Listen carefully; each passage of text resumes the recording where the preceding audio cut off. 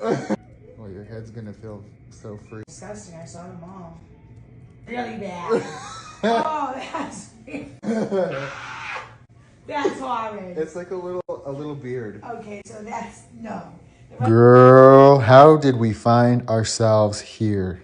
Believe it or not, this client has actually been with me for over a decade, about 13 years to be exact. So how is her hair in this state?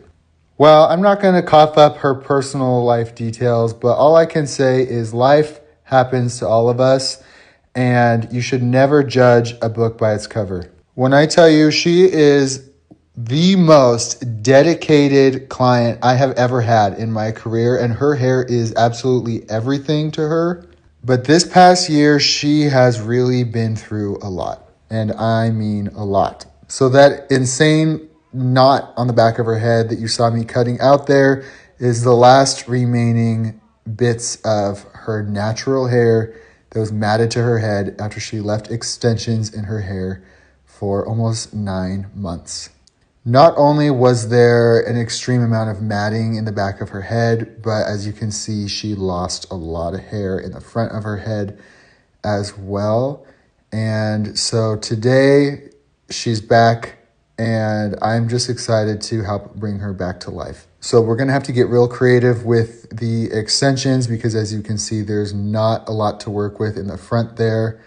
It's pretty much just her regrowth plus like a little tiny bit of her old leftover blonde on the tips there. So we're going to go in and apply Wella Blonderplex Lightener with 20 volume developer and start getting this regrowth tackled, y'all.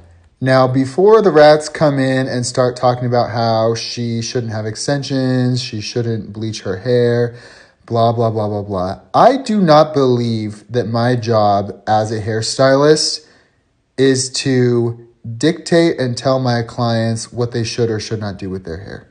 I make sure to inform them that, you know, whatever they're choosing to do with their hair as far as the look they're going for, I inform them of what the possible risks are.